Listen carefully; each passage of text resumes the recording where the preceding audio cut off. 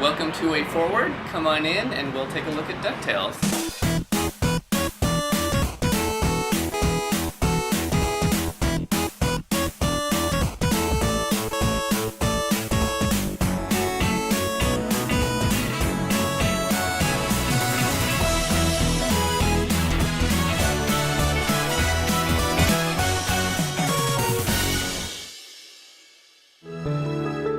First step in creating the backgrounds was to really study the NES levels. We had the NES maps, blocked out. We had the entire map from both a level design perspective and sort of a art layout perspective. We looked at the levels and to try to interpret, what the feeling was. For something like Transylvania, when you look at the actual original layout, it feels like it's broken into a few different areas. There's kind of a dungeon, underground, very brick area where you have the spikes. There's the entryway, kind of a foyer, and there's like doors and sort of some wood and some like wallpaper kind of falling off, and then the grand ballroom with the red drapes.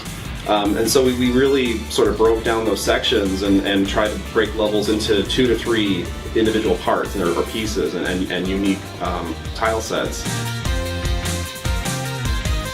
So in some levels, it is all just a big long either a series of rabbit trails or a big loops in on itself. And if you'd only know that you could start here and just wander in, you could get to the boss right away. And it seemed like, well, what we ought to do is make sure that players see a lot of the key or most memorable parts of the level. Like Transylvania would be kind of a shame if you never went and did the minecart. So we had this mechanism introduced early on to split up the nephews and have you go and find each one and put a kind of a mini boss there.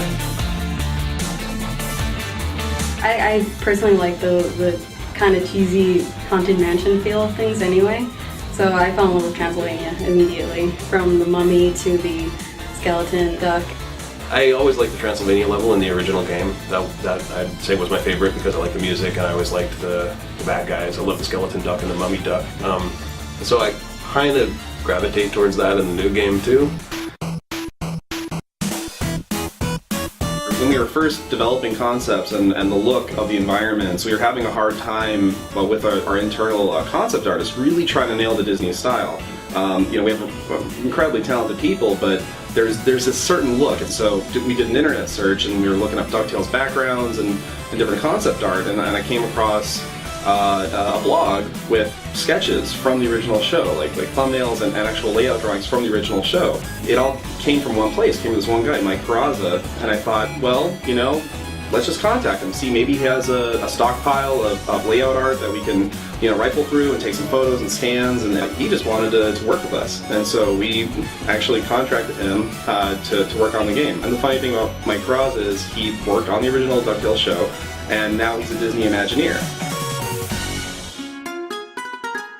For the backgrounds, it was literally like taking, images right from the show and getting to convert them into these 3D environments. So it was absolutely a blast getting to sort of cut them up and place them together to create, the depth that you see in the game. And we would take the individual layers of that mountainscape and just sort of subtly take out, the contours of that mountain, make the forms that are closer to the camera actually come out towards you with really basic geometry, but the effect was actually really powerful. We have an employee who worked at Disney Television as a background painter for 10 years.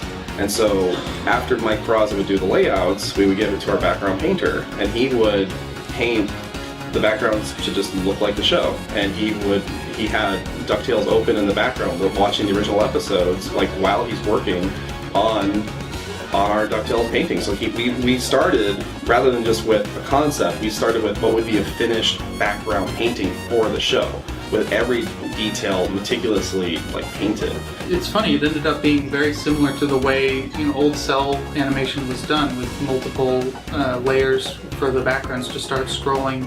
So all the paintings are as high quality as you would do for something that would be completely flat and traditional, like some of the past 2D HD games we had done. But starting with these giant paintings, we had very large textures. So we're really pushing the limits of some of these consoles and how much texture memory they have with all the textures and all the frames of animation and the particle effects and and the result is amazing with this game running at 1080p and 60 frames a second. It's just spectacular.